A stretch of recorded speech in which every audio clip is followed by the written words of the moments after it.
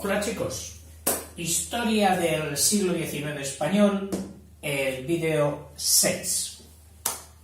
Es el tercero que dedicamos a este periodo que hemos personificado en Fernando VII.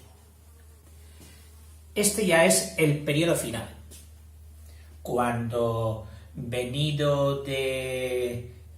cuando después del trienio liberal que hemos visto en el vídeo anterior, en que le aprietan las clavijas al rey y le hacen jurar la Constitución, él avisa a Francia, Europa, las monarquías absolutas, le mandan los 100.000 hijos de San Luis, barren la península, llegan a Cádiz y allí obligan a los constitucionalistas a soltar al rey.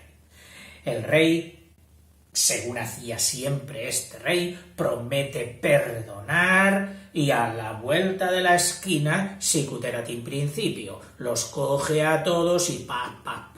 Total, que se marcharon todos. Prácticamente todos los constitucionalistas huyeron por piernas, huyeron principalmente a un barrio de Londres, el barrio Somerstown, que se caracterizó, llegó a coger cierto aire de españoles allí, huidos del rey. Fueron a Malta, fueron a París, fueron a las recién nacidas repúblicas hispanoamericanas, en fin, se repartieron por todos los lugares. O sea que durante este periodo,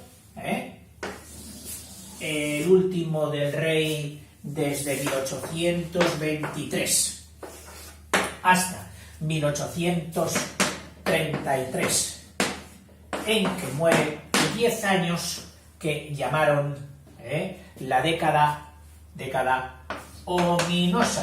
Y me parece que en el vídeo anterior se me ha escapado una H.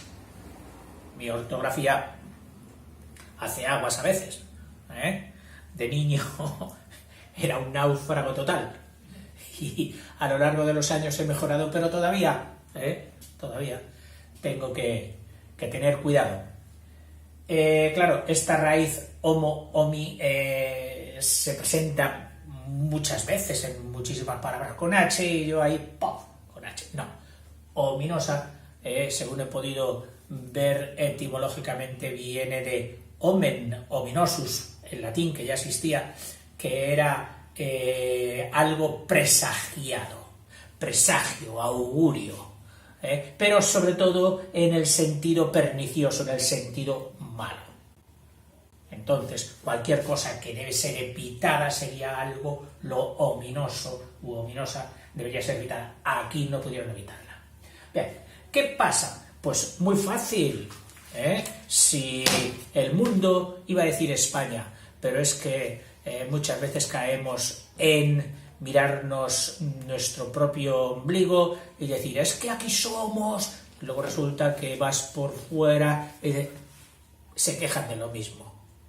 Y acabas diciendo, es la humanidad, es la persona humana que es igual. Donde hay una aglomeración de personas, donde hay una sociedad, si esta sociedad no es comprimida, apretada, constreñida por presiones externas de otras sociedades, que es entonces cuando ellos se unen para defenderse, lógicamente, de las molestias externas que les llegan, pero cuando cesan esas molestias, entre ellos surge la disgregación, la desavenencia, la confrontación. Todas las sociedades que se han constituido en democracia, podíamos decir, ya el paraíso de la sociología, la democracia, acaban divididos y acaban en peleas y acaban en diatribas y continua dialéctica, izquierdas, derechas, rojos, colorados, republicanos, demócratas, partición. Yo he visto que en los territorios, a veces pues incluso, ya no digo de una ciudad, de de un estado grande que posee muchas regiones donde se da también la dicotomía, sino en islas pequeñitas, pues, oye, que llegas y es que están reñidos entre ellos. Es que los de un extremo no tragan a los del otro y los del otro a los del uno. Ahora, cuando esos dos isleños, que dentro de la isla no se pueden ver, se trasladan a otra sociedad mayor, al verse rodeados de cosas diferentes, entonces ya digo, sí, oye, que nosotros somos de la misma isla, y entonces surge la avenencia. En fin. Esto se da en este periodo de España, se dará en los sucesivos, y se dio también de forma todavía más caótica en los anteriores, especialmente de los reyes católicos, con los taifas. Podríamos decir, es que esto será propio de una ideología religiosa imbuida al cristianismo. No, porque durante los árabes, en la dominación de España, sucedió lo mismo con ellos, con las famosas taifas, que acabaron dividiendo los califatos. Bueno, ¿qué ocurre? Pues muy fácil. El rey persigue a todos estos, los manda, y se quedan solos los absolutistas. Y tú podías decir, ¡jo, qué bien! Ahora están solos los absolutistas, estarán unidos. ¡Imposible! ¡Imposible! Si están solos porque los liberales han sido expulsados todos, ¿qué harán los absolutistas? Pelearse entre ellos, dividirse. Y entonces surgen dos facciones o dos ideas. Por una parte, los ultra absolutistas o conservadores, como quieras llamarlos, que fueron llamados también apostólicos,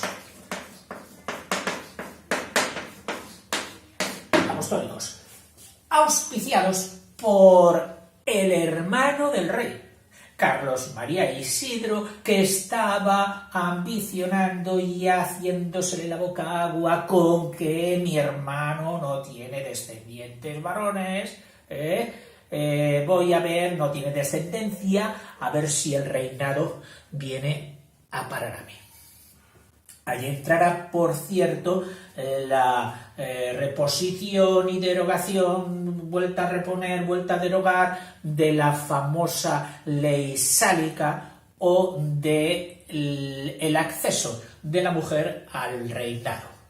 Pero como es complicadillo todo lo que ha habido ahí y ahí, preferiré hacer un vídeo aparte sobre este aspecto del acceso de la mujer a la corona. O sea, porque ahora, así, pues lo trataré muy de pasada. Entonces, los ultraapostólicos versus, y todo dentro de absolutistas. Versus los reformistas. Es decir, los que sí admiten un absolutismo, pero reformador. Estos no. Una de las principales piedras de choque fue precisamente la reposición, la reinstauración de la famosa Inquisición. De tan mala fama, a veces peor de lo que en realidad fue, pero bueno. Los partidarios de Carlos María Isidro, querían la Inquisición, querían que se repusiera la Inquisición. Estos no. Estos le decían al rey, mire, Alteza, usted ha estado puesto aquí ya por la nobleza europea, las monarquías europeas. Mire usted que las monarquías europeas no son tan draconianas ni tienen nada parecido a la Inquisición. No vaya a caer usted ahora en ese arcaísmo, esa cosa antigua y detestable que es la Inquisición. Y el rey hizo más caso a los reformistas que a los absolutistas o ultraconservadores, también llamados apostólicos. Como el rey se inclinó hacia estos, la corona se inclina hacia estos, pues a estos les toca dar guerra. Dar guerra es hacer guerra. Sí, sí, hacer guerra. Y entonces, pues verás, surge un movimiento de estos ultra apostólicos, donde, pues precisamente, varias regiones de España, pero más que nada en Cataluña, donde se hace fuerte. A favor de la Inquisición y de un absolutismo total. Llegan a hacerse fuertes en Manresa, pero con rebeliones totales. Manresa, Cervera, Vic, y luego también este movimiento tiene respuestas favorables en Valencia, en Aragón y en Andalucía. Es decir, no era un movimiento centrado en Cataluña, precisamente. Allí sí fue más violento. Precisamente de allí tomó el nombre de cómo se les llamó, o de estos, que se llamó la revuelta de los agraviados. De los agraviados. Habían sufrido un agravio. El rey sigue con sus ajusticiamientos y ajusticia a Riego, que ya creo que lo había citado en el vídeo anterior, en la Plaza de la Cebada en Madrid, lo ahorca. Pero, sobre todo, en público para escarmiento de todos aquellos liberales que todavía no habían huido de España y estaban escondidos. Tan escondidos que precisamente en Granada, en yo me escondo, tú me escondes, ella no se esconde, ella era Mariana Pineda, una chica, una mujer de familia un poco azarosa en sus primeros años, luego pasa a ser una mujer de cierto renombre en Granada, al final llega a tener familia con dos, o primero con uno y luego con otro, 3 hijos, y siempre destacó por su vinculación a todos los perseguidos de Fernando VII. Por lo que las autoridades granadinas, especialmente el alcalde del crimen, un señor muy majo él, que se había, dicen, allí en el pueblo, que se había enamorado de Mariana Pineda y que la perseguía más porque ella no accedía a sus deseos que por ser ocultadora e instigadora, que de eso también la tachaban de ¿cómo se dice? Ahí no me sale. Conspiraciones. No se le dio nunca el cargo de conspiradora porque, aunque posiblemente le hubiera encantado a Mariana Pineda, pero no se lo concedieron por su condición de mujer. Para ser conspirador, había que ser en aquel tiempo macho, hombre. En fin, la justicia, eso sí, con luz, taquígrafos, papeles, de todo. Ya no estaban la justicia del potro y de las torturas. Era una justicia a la europea, con abogados defensores, con fiscales, etcétera, etcétera. Pero al final fue sentenciada. También a su lado, y por aquel entonces, caía otro de los aguerridos contra los franceses que pasó a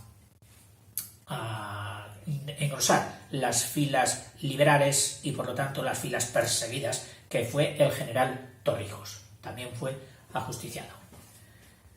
En fin, sobre la ley sálica, no la mujer, sí la mujer, etcétera, que es el gran berenjenal en que nos va a dejar metidos Fernando VII en su muerte. En su muerte, que precisamente cuando muere, él mismo reconocía que había sido calamidad. y dice, ya sé que no me llorará nadie. Dice, menos los cómicos. Y dijo menos los cómicos porque no sé si sabes que cuando moría un rey se decretaba un luto nacional durante varios meses, 2 meses, 3 meses, los que fueran, en que quedaban anuladas todas las representaciones teatrales que era el signo externo social de más regocijo. Entonces, oye, que está muerto el rey, un luto, no vamos a hacer comedias, obras de teatro, no. Y entonces los cómicos, lógicamente, echarían en falta el condumio. Por eso dice el rey, solo me llorarán los cómicos. Fíjate que este rey, un desastre, pero realmente podemos decir que fue la causa de que España se mantuviera en esa postura recalcitrante de no aceptar la entrada modernizadora, tolerante del resto de Europa. Aunque tampoco podemos decir muy tolerante cuando en Europa estaban peleándose todos con Napoleón. Pero bueno, vamos a concederles que eran un poquito de ideas más liberales y tolerantes con el enciclopedismo de lo que éramos en España. Bueno, vamos a concedérselo. Pero en fin, tampoco podían darnos muchas lecciones. Pero fue este rey el único responsable, y yo digo, no. A veces se ve la luz arriba, pero si se ve es porque desde abajo estamos formando un montículo para encumbrarla. Y esos que formamos el montículo, unos con más fuerza según la posición social que se tiene, otros con menos, pero apoyando desde abajo, contribuimos a que esa luz brille o no brille, se instale o decaiga. Vamos, no voy a decir esa frase tan bonita que puso Unamuno en Al Cristo de Velázquez, que me parece hasta un poco sacrílega al citarla aquí. Al ver al Cristo crucificado dice, gemid humanos, todos en él pusimos nuestras manos.